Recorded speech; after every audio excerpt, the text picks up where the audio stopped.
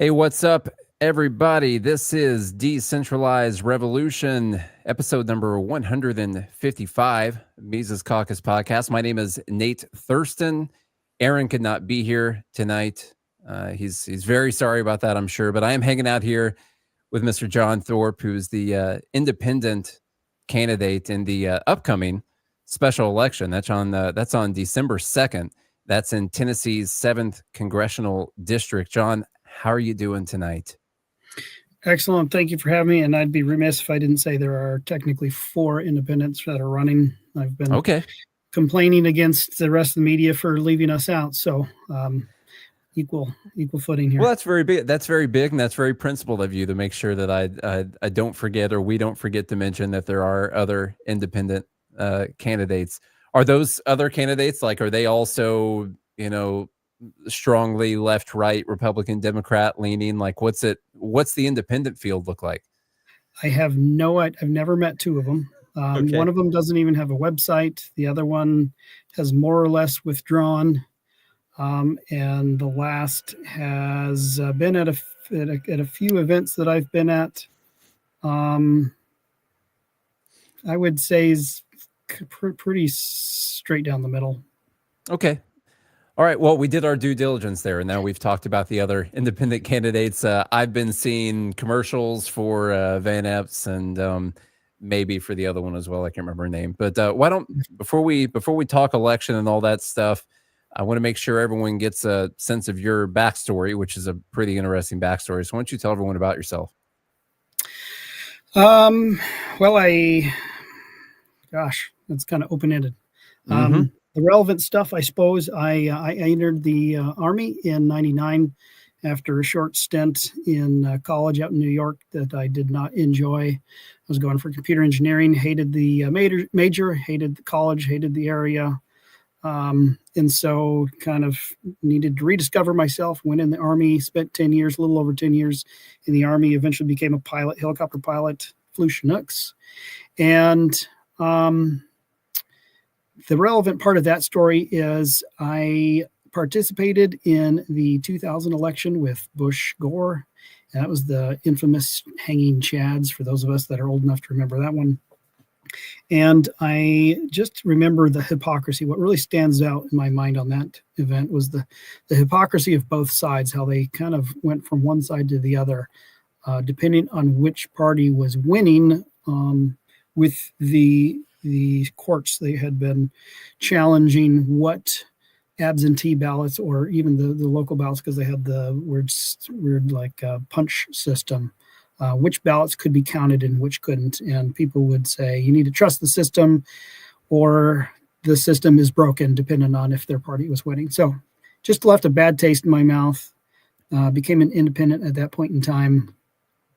Never could bring myself to vote for the lesser of 2 evils, as we're always told.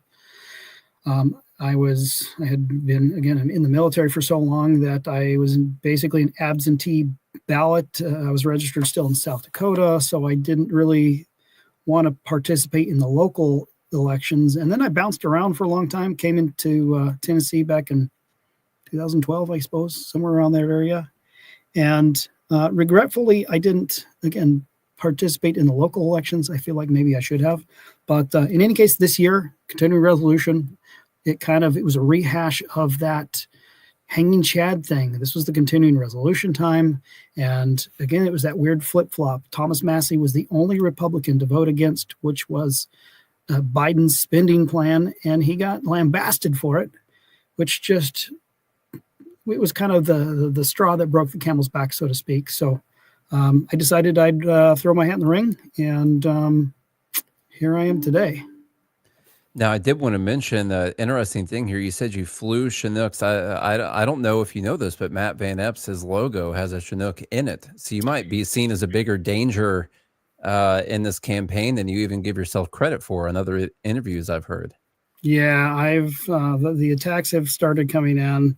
They've asked me how convenient it is that I have the same colors and logo as Matt, despite the fact that the Chinook is the only helicopter that I've ever flown in the Army. unlike Matt, who was in different. He was in Apache first, and is on his other social media. It's a picture of an Apache, not a Chinook. And I mean, red is. It was part of my original. It was red, white, and blue was my original design until we had a redesign. But the idea was to showcase my conservative leanings, which is that red aspect. And I don't know. Here we are. Yeah. We'll get into some of the shenanigans that have taken place over the last week or so here in a bit. I love that you mentioned all the heat that Thomas Massie was taking as being sort of the reason that you decided it was time to get in this. I mean, that has just been the most disappointing thing I've seen this year so far. And I know we've had this conversation a little bit before. If people listening don't know, what you've been on my show, Good Morning Liberty, a month or so ago, and I think we talked about the Thomas Massie thing at that time. But it's been so disappointing to see small government, supposed conservatives go after like I always felt like you can disagree with the strategy, but straight up going after someone and doing all the things we've seen this year, it's just been very disappointing to see. Yeah, they're not very principled, and that's a perfect example of it. And the fact that I'm getting attacked as some closet leftist is laughable as well, because literally every aspect of my campaign is about small government, limited restrictions on the free market, which has absolutely nothing to do. It's the antithesis of a left platform. And my entire career prior to this, everything about my life has always been about that. I'm very consistent with that. I don't know. It's politics. Yeah. If you don't mind, we'll do a little bit of current events, which is not normally on the schedule for an interview like this. But did you see the Epstein files bill has been pushed all the way through the Senate? I did not expect this. It went all the way through. It passed by unanimous consent in the Senate and has headed to Trump's desk to, I guess, be signed sometime shortly. I don't know when, but you might be as shocked as I am. I was sure they were going to add a bunch of amendments to this thing to try and water it down a bit, but they sent it right through. What's your reaction to that? Well, I knew that the House had passed it, but I was pretty sure, like you said, that they were going to try to drag their feet in the Senate and try to change some things around, which, I mean, the Democrats have been, to their credit, been trying to push that through for a long time. And it just goes to show what's the one thing that changed. The bill has been there for a long time. The Republican Party has been pushing against it for weeks. I don't remember when he first introduced that bill. Once it was before the shutdown. The shutdown was 40 days, and that was over a week or so ago. So it's been a couple months now. So literally, the only thing that has changed is Trump's stance on it. So it's he says jump, and they all say how high, and that's what's wrong. Yeah. It's pretty wild to see, and then it's funny to see all the talking heads sort of flip on it, from it going to being pointless and a hoax, and then now it's checkmate Trump. He got all the Democrats to support the Epstein vote, and now I hope some good things come from it. I hope we get some information. I have to remain skeptical, but that's not my fault. That's their fault for lying to me constantly over the years. And so I have to remain skeptical that anything real and substantial is going to happen from this. I mean, we'll move on from the Epstein thing, but what's your idea here? Is this going to be world changing news? Are we finally going to get the truth and everyone's going to be satisfied after these files get released? No, I don't think anybody's ever going to be satisfied, but I don't know if you read the bill. It allows for redactions based on certain certain caveats, one of which is national security, which, as I'm sure you're well aware, the government loves to use that to its advantage whenever possible. So there's such a wide interpretation of that. Is anything of consequence going to come out?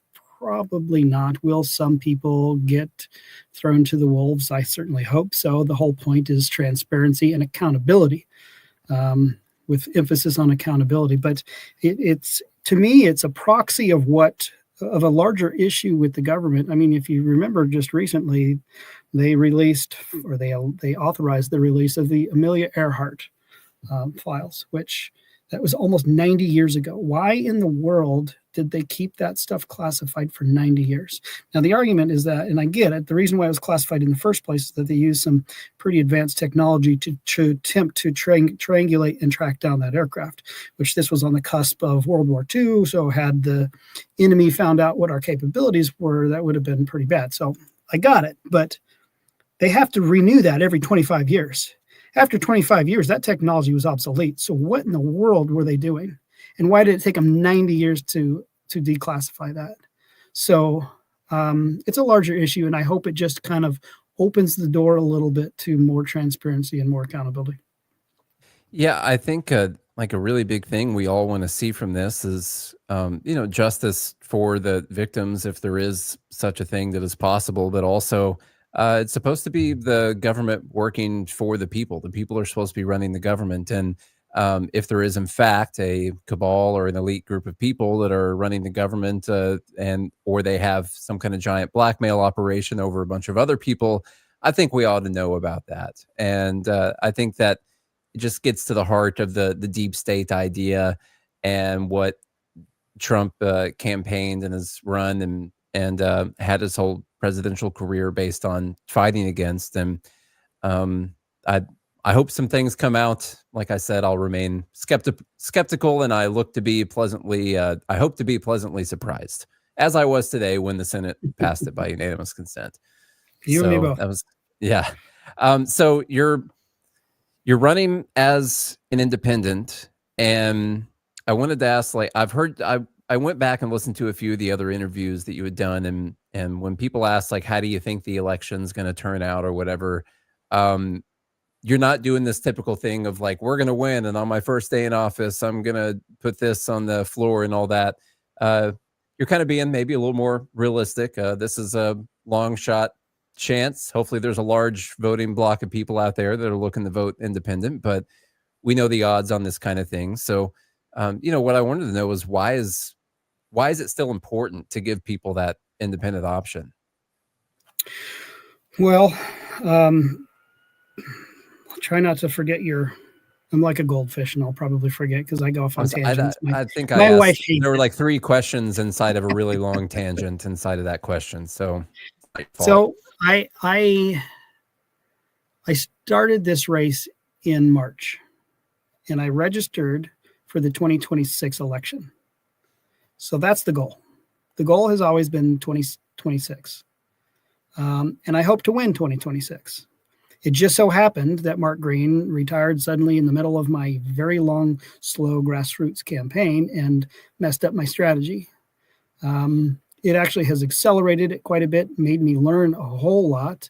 And I have made a ton of fantastic connections and learned a lot about the people of Tennessee.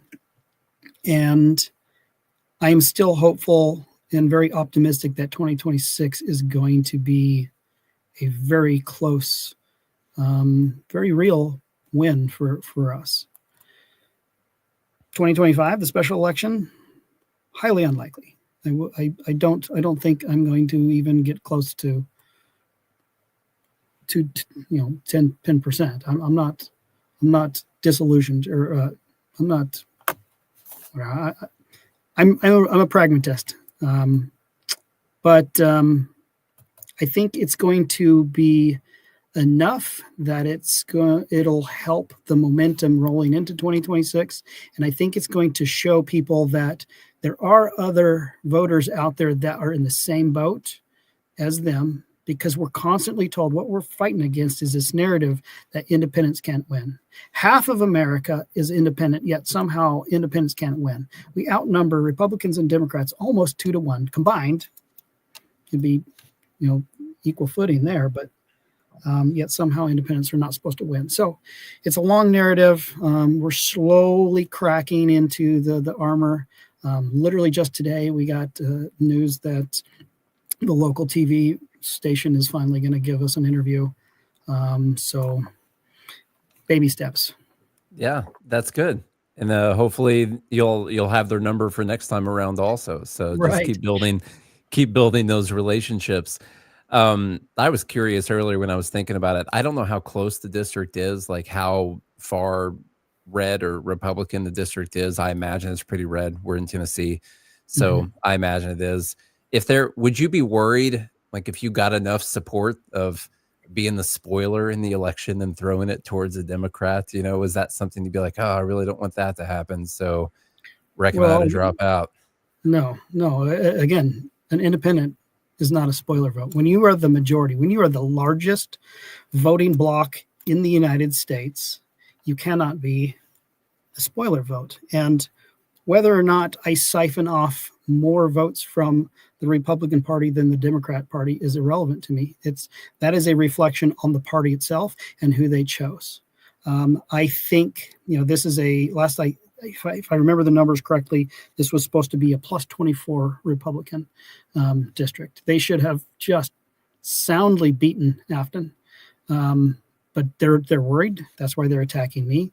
They're bringing in a whole lot more money. They've just sunk another 300,000, 600,000. I don't remember what the number was from outside sources. And they even brought Trump in to try to bolster support for this horrible candidate nobody liked. The only reason he won the primary, in my opinion, is because of the outside money. Had somebody like Jody Barrett, who seems to be a very true, traditional conservative, I think he would have trounced Afton Bain and myself with no problem whatsoever. But the reason why half of Americans identify as independent is because they have been continually told who to vote for. They are, rather than allow the democratic process to function by itself, they're putting their fingers on the scale. We can see that when the Democrats installed Kamala Harris without a single vote whatsoever when Biden was no longer able to run, and we saw that when they tipped the scales and prevented Ron Paul from running. So it's not relegated to one party or another, and I think people are finally getting to the point where they're so sick and tired of it that an independent has a very real chance of winning. One of the things I saw in one of your ads was it said "No Party Bosses" on it in one of the ads, and I thought that was so important and sort of what you were just talking about. I mean,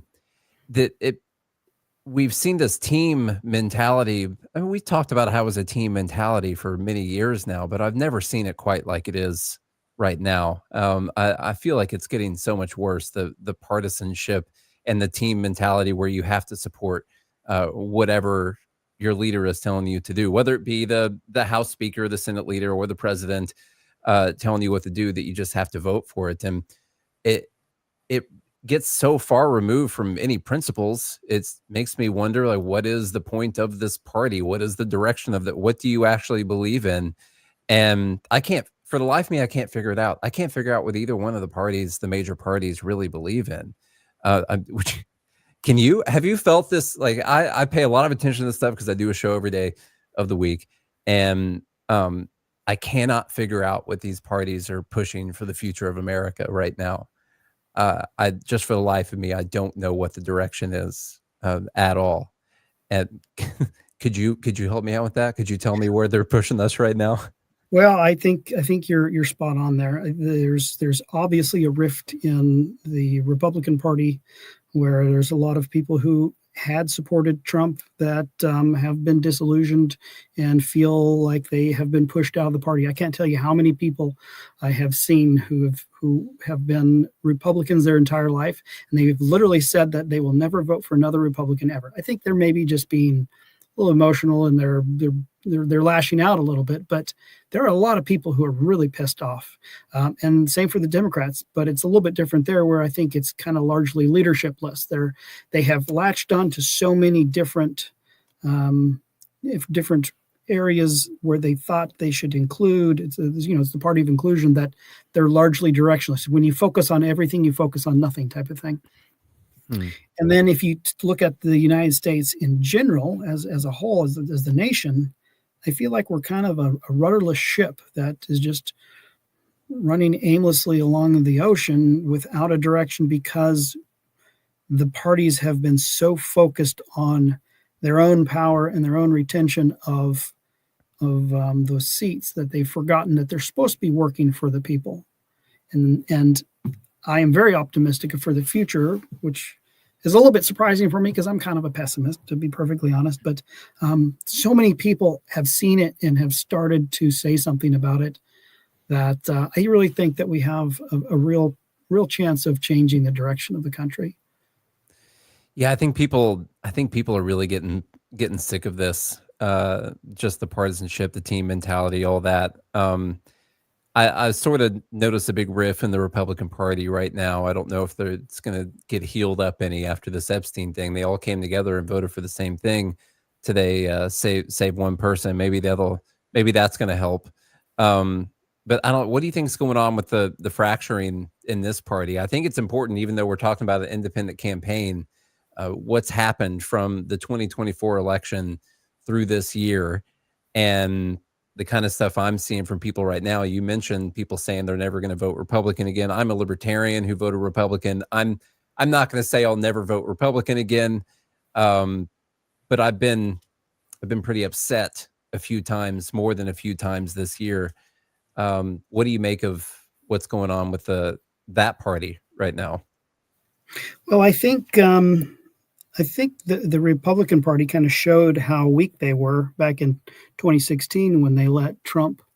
Well, I don't think they were overtaken by Trump. He took over the party.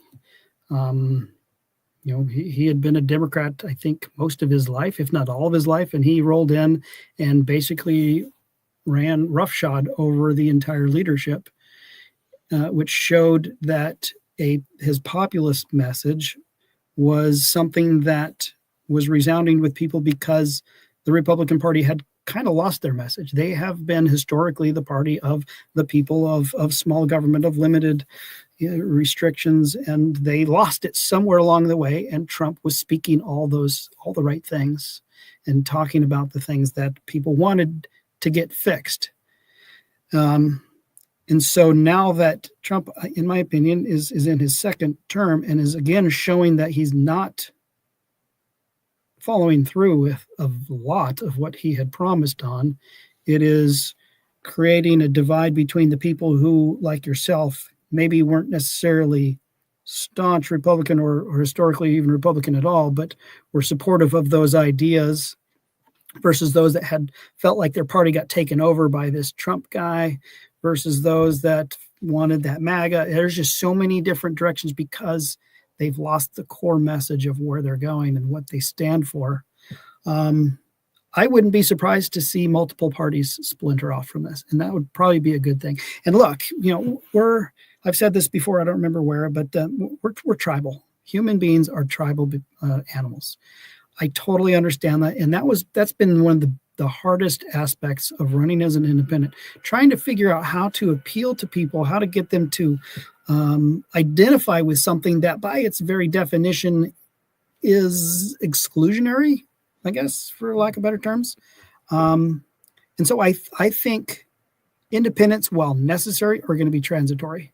We hopefully we can get in, we can break things, as they say in business, and then allow other people to come back in behind us and move the goalpost, move the ball forward now. Whether that's going to be multiple parties that have splintered off from the current ones, or they've re-identified themselves, I don't know. I'm hoping there's going to be at least more than two, though. Yeah, and if you're a Republican or a Democrat that's accidentally listening right now, what I would just say is that that's a good thing for your party as well. Especially if you're a Republican listening right now, we talk about competition, right? And these are parties that have gone without competition for quite a long time, where it's just been a duopoly between the two of them. They have a fixed built-in voter base, and as they become these voter bases who will vote for them no matter what, because they're terrified of what the other guy might do. If they get that power, then there's no need for them to ever get better. And at the end of the day, there's no need for them to even care about you really whatsoever. They're helping you out by not letting the other guy win, right? And so that they fulfilled that duty. And this is good for them as well. This gives them competition. They have to be more responsive to their actual voters, and if you're in Congress, to the actual people in their districts.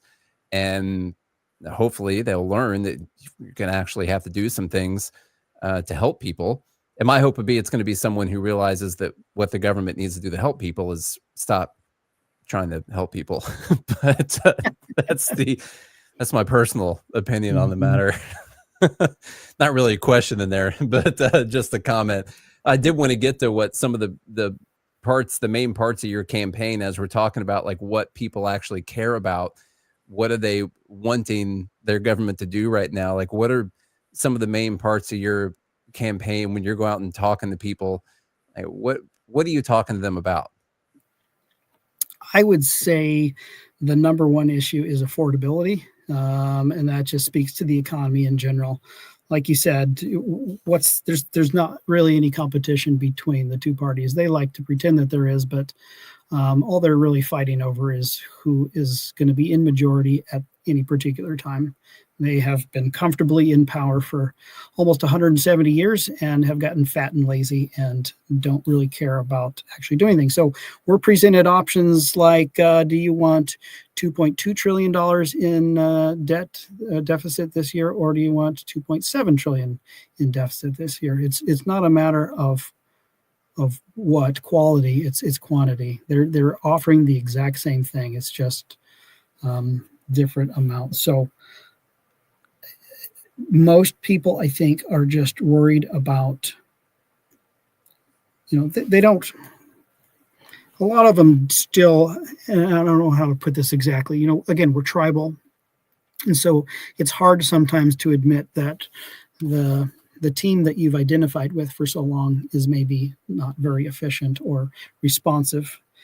And so between the lines, if you read between the lines, people, I think almost everybody recognizes that there's got to be a change, because they know that, housing prices, food prices, anything that you buy at the store, jobs are seemingly drying up and the wages are going down, and healthcare is astronomical, and everything, I think at some level, it's that affordability thing. And that is solely due to government meddling. So the question is, how do we fix it? And not really anybody is addressing that. They're just talking about the window dressing. They're talking about the what color hubcaps we should put, rather than whether or not we should steer away from the cliff. Yeah, and they go for this easy solution, like, oh, that's too expensive. What if I give you some money to buy that thing? And doesn't that fix the problem? And we've had this with Obamacare now for a while, where the government's throwing a bunch of money towards people buying insurance. And what do you know? The cost of the underlying cost of the product or service has continued to explode over that time, while the government was helping to conceal some of that underlying cost. Some of that expires this year, and all of a sudden people are seeing what a little bit more of a representation of what it actually costs, and all of a sudden that's a huge issue. It was always a huge issue. It's just you were having other people pay for it for you, and that's a tough message for people like us to get across to people, when you got one person saying, I'm going to pay your insurance bill for you, and now the other person a new thing is I'm going to give you money so you can pay your insurance bill. And then another guy is saying, do we need insurance for this stuff? I mean, that's kind of ridiculous, right? Or they're saying the government is making all these things too expensive, and plus I'm not going to threaten that guy with jail time to take his money and give it to you. That's insane. Like that's a tough road to hoe. Yeah, and that's why they continue to do nothing about it. And by they, I mean politicians. These sorts of things, the sacred cows, so to speak, are considered that because if you attempt to change them in order to be solvent and reasonable, you're going to make somebody angry and they're not going to vote for you and you're going to lose your office. So what do? You kick the can down the road till you decide to get out of office. And that's a pretty sad way to do things. Social Security is, by the government's own accounting, is going to be insolvent 2032. It's not very far down the road. Yeah, that's I've been talking a lot about that lately, and the other thing people have been talking about is the big Medicare trust fund, the hospital insurance trust fund, also becomes insolvent the same year. Mm-hmm. They have other portions that they pay for other things with, but Medicare payouts have to be reduced down to like 80% of what they are right now in that year as well. And seemingly no one really wants to solve the problem. Now, I saw from this, excuse me, I'm going to be sarcastic here for a minute, but I saw from this mailer that went out to my house that you're going to protect Social Security and lower healthcare costs. If you're watching, you have no idea what I'm referring to. Someone, an organization, sent out some mailers comparing you with Matt Van Epps, and you did a video explaining to everyone that you did not send those out. Because yours would have had better font. But there's a story about that and everything, but they did say that you would protect Social Security and that you would lower healthcare costs. And so I don't know, did you thank them for that, or were you kind of upset that they sent out stuff with your face and name on it? Well, I mean, there were three things on there. Number one was vote for the release of the Epstein files. So that was true. Protect Social Security, I guess it depends on your definition of protect. So my generation, I'm the tail end of Gen X. I think my generation still wants it really badly, but I'm 45 and I don't expect to use Social Security at all. I feel like it'll probably be defunct by the time I get that old. And millennials and Gen Z pretty much universally that I've spoken with agree that, hey, there it is. Yeah, I want to go ahead and put it up there on screen so people can see it. Universally think that Social Security won't be around by the time they get old enough. So we have to do something. Again, 2032, it's going to be insolvent and it's going to start being reduced anyway. So we can either do nothing and it'll eventually go bankrupt along with the United States because we continue to be in trillions of dollars of debt every single year, which is insane. Or we can try to do something. It's going to be a politically hard question of how to do it. You're going to have to reduce benefits. You'll have to extend benefits to later or increase revenue somehow. All three of those are horrible and unfortunate, but that's the situation we're in. There's no other way to do it. That is like when you say that, I'm going to reiterate, those are the only options. There are, Rand Paul went out and said this. I think he was on Tim Pool, on Timcast, and I'm sure you saw it. He just got drug hard after that. I mean, that people were all over him for saying that they were going to have to raise the retirement age or raise the taxes or the benefits you're going to have to cut. And those are people who want to keep the program. And so I just want to reiterate, those are literally the only options that there are. And just simply saying these are the options that we have can get you destroyed by certain political parties who I get, like, is it better to lie about things? I don't know. It's just, I think telling the truth is better. Well, I mean, that's what got us where we're at is lying and just kicking the can. So I don't claim to know what the right answer is, but I think at the very least we need to have a discussion on it, and nobody has been having an honest discussion about it. That's the key. They just say, Mhm. "Oh, it's fine. We don't have to do anything, or we can just tweak things around the edges." It's like healthcare. There are so many things wrong with healthcare that it's not merely how you can make the appearance of the payments less. Giving people money or giving insurance company money is not going to change any of the fundamentals, and in fact is going to make them worse. It'll make your insurance even higher. It'll make healthcare costs higher. So we have to have the hard discussions of what truly is at issue here and how can we fix it. Let's talk about some ideas. And that's what I think independents are offering, is that we don't have to disagree or outright counter a proposal that's being given by somebody who happens to be the wrong party, because everybody's at that point is going to be the wrong party. So everybody's on equal footing. And so I think you should be able to talk about these issues on the merits themselves, not about who pushes them, not who sponsors the bills.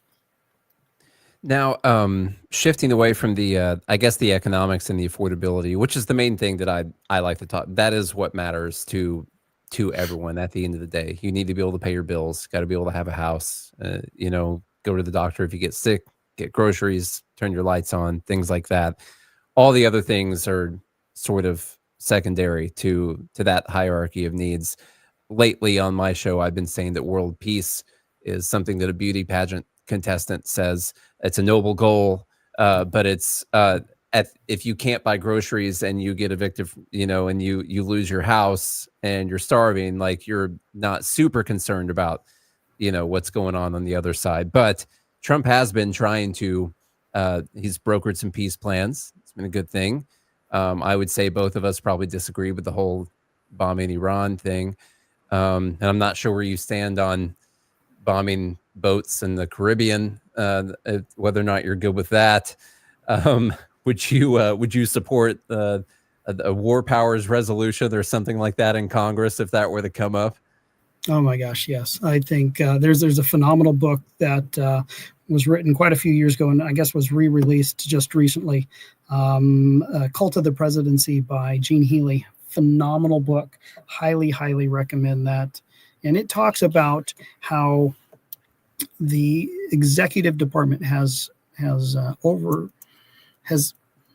so far overreached the constitutional authority that's been granted to it, primarily, in his opinion, because the people clamor for the government to do something about whatever issue. And so the executive just happens to have the capability to do that. But I would highly, I'm very, very supportive of war powers resolution, something to claw back as much power from the executive as we can. And that would include tariffs as well. Tariffs are very clearly constitutionally, they're taxes, and they're granted to Congress, House specifically, not the president.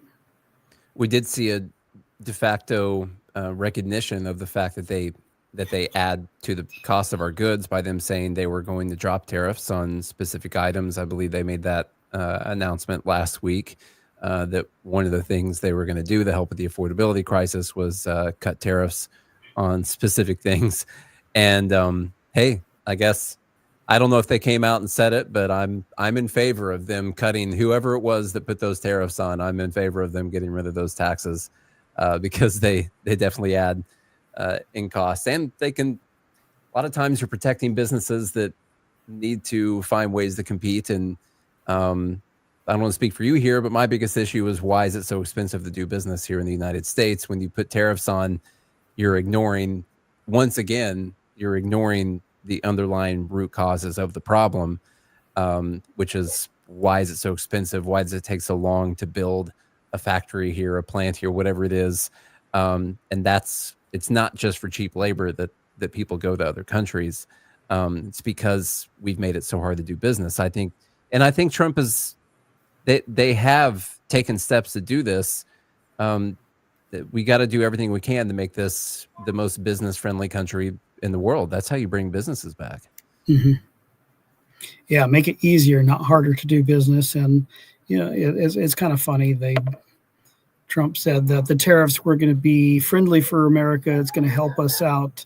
Yet, in order to reduce prices, he removed tariffs. So he tacitly admitted that tariffs increase prices on American goods, even though he said, no, the foreigners are going to pay for it. There was a Goldman Sachs study actually that showed 85 to 88% of tariffs are paid domestically. The lion's share by the business and the rest by the consumer. But very little of it is actually paid by foreigners. And of course, it depends on the market and how, the flexibility. But it's such an obtuse way to have an economic policy. Yeah, and it's great that Democrats can recognize this, that tariffs add to the cost in this moment. I wish they would recognize that for all the other taxes that businesses have to pay.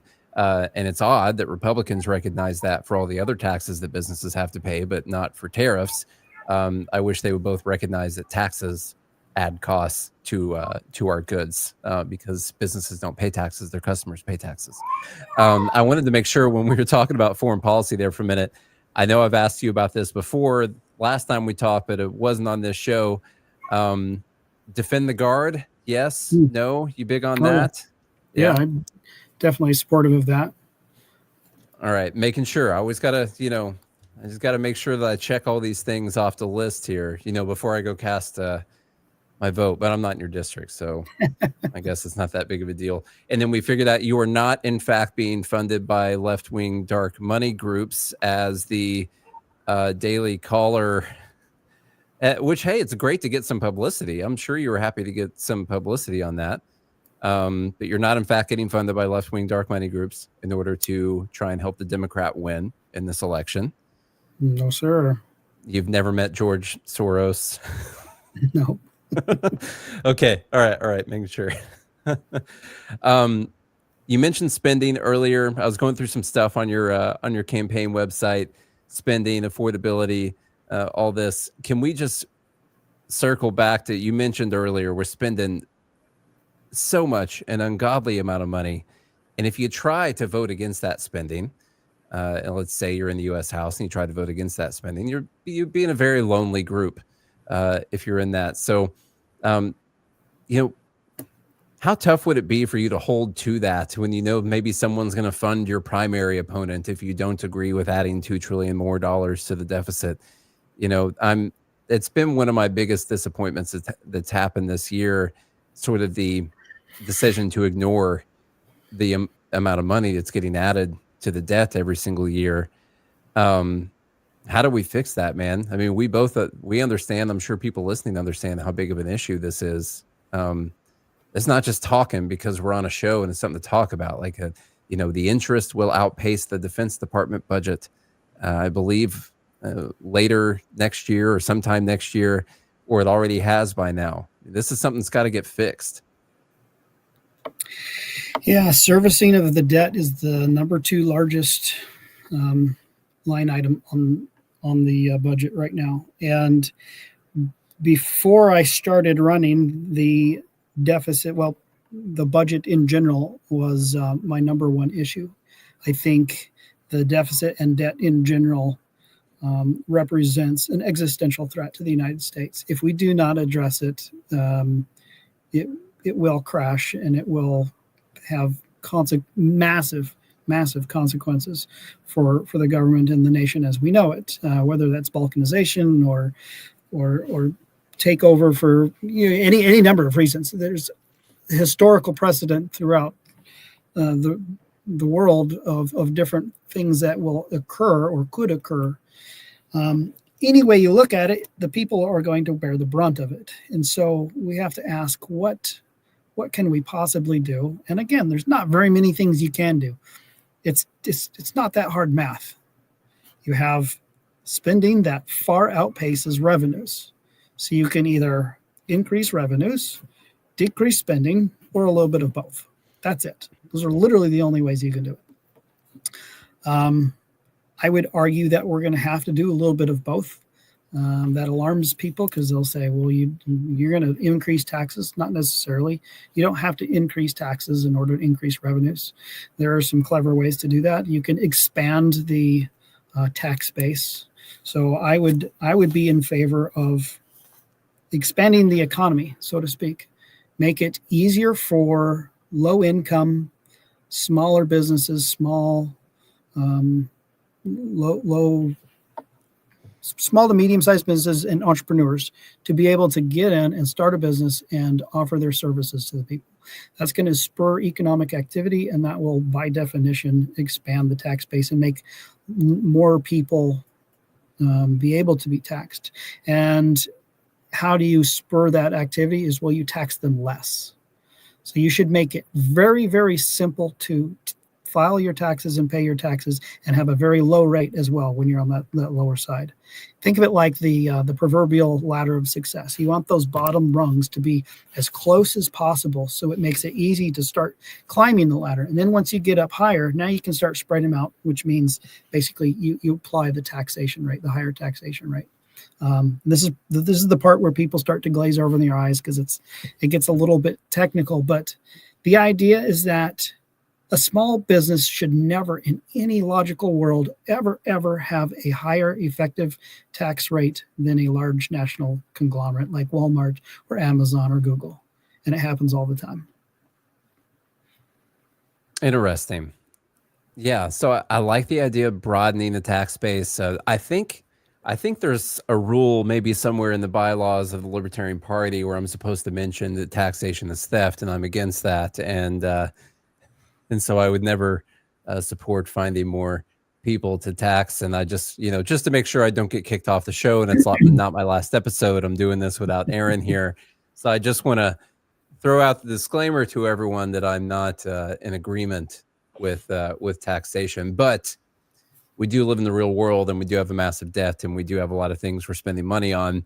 And realistically, if we just decided to not spend any money next year, that would end up probably worse for everyone after that year, considering how many things the government is doing here and around the world. So let's bring it down over time. So widening the tax base is a big one.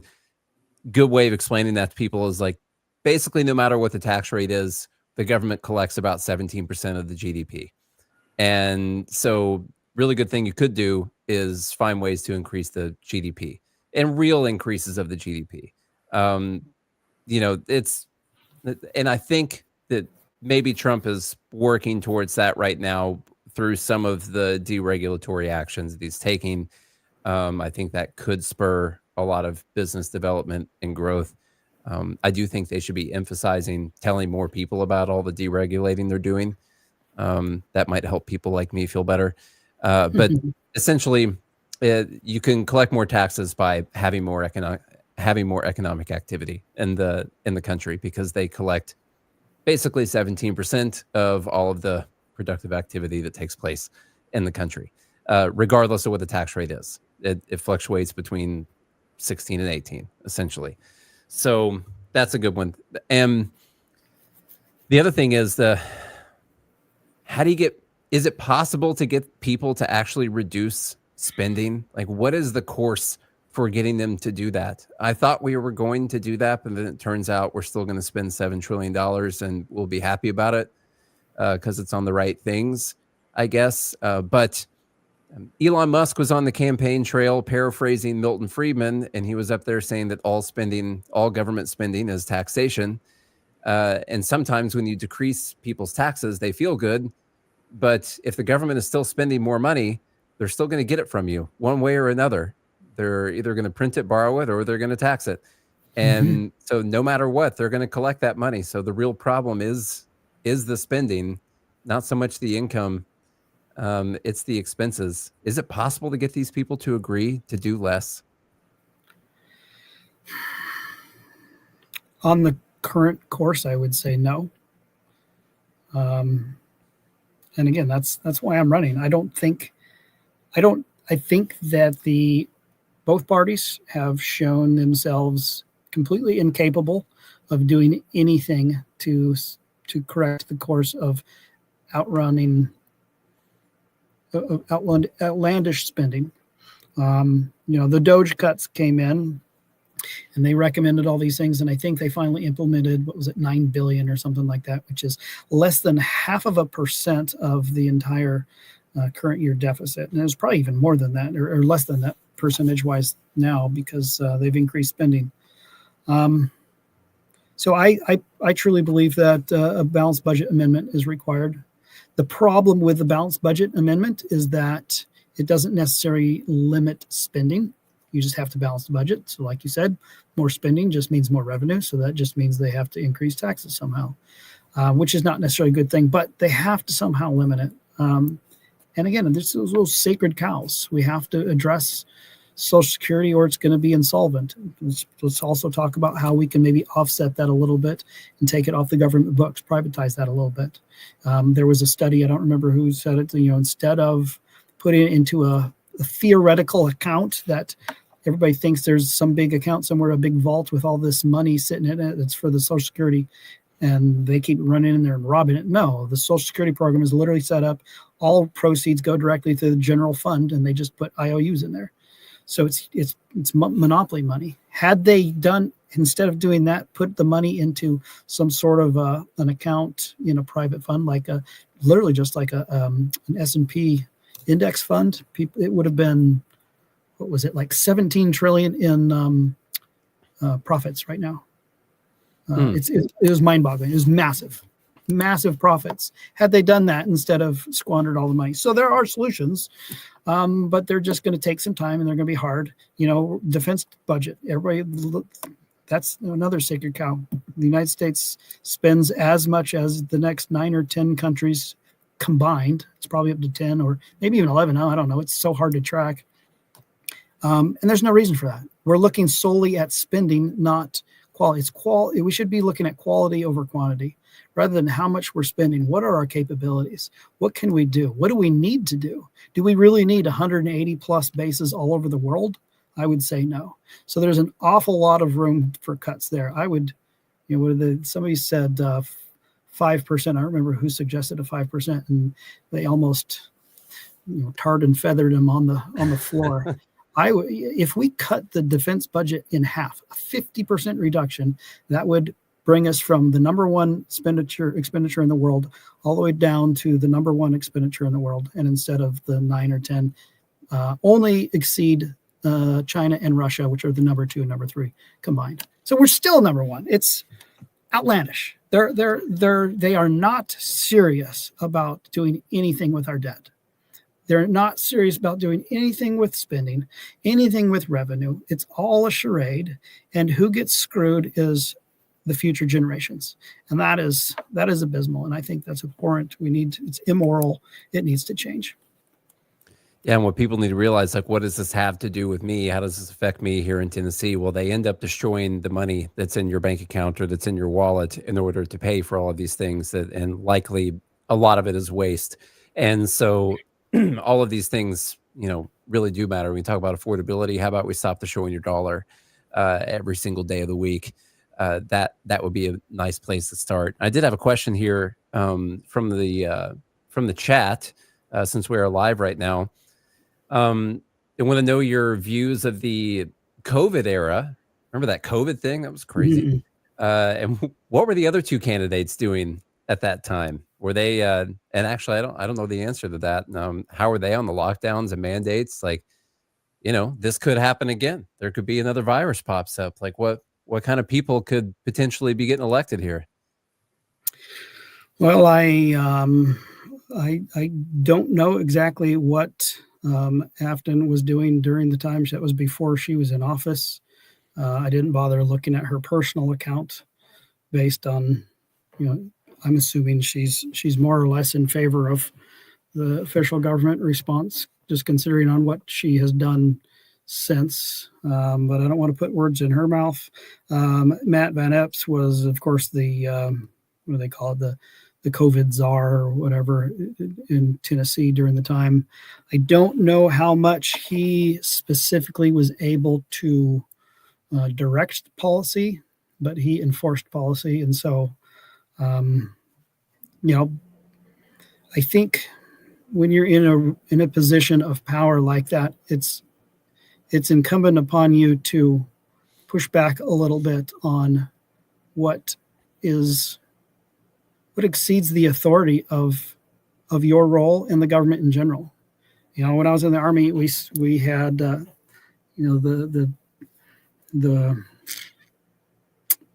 you swear the oath to the Constitution. You uphold the Constitution against all enemies, foreign and domestic.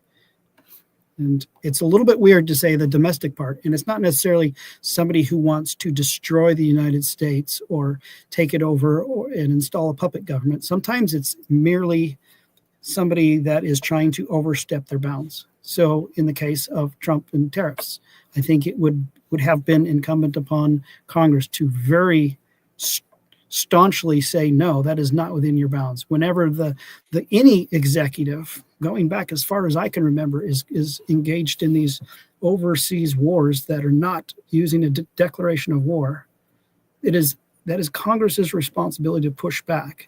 So I think it would have been Matt's responsibility to say, no, we don't have the authority to shut the state down. We don't have the authority to tell people what to do.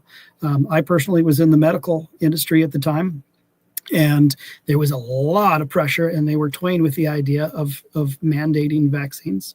And I had made it very clear from the beginning that was a no. That was a line I was not going to cross. That you cannot tell me what to do with my body, and I don't think that should ever be forced on people. That's I don't know. I hope I'm getting that across very okay. Yeah, I think you are. It's wild to me how most people seem to have memory hold this whole COVID thing. I mean, we're not that far removed from that situation with the masks, the vaccine mandates, and business closures, people losing their livelihoods, massive inflation. It just happened.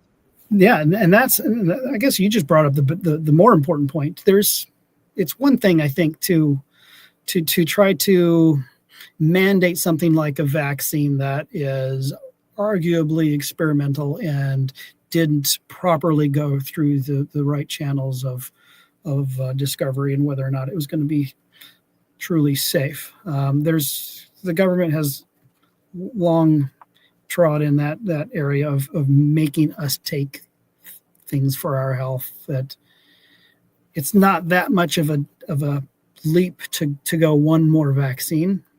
It's still a line that I think shouldn't have been crossed, just for the record. But the more alarming one was shutting down businesses. Somehow some person in government somewhere could arbitrarily, as far as I'm concerned, declare one person's business non-essential and send them home and destroy their livelihood.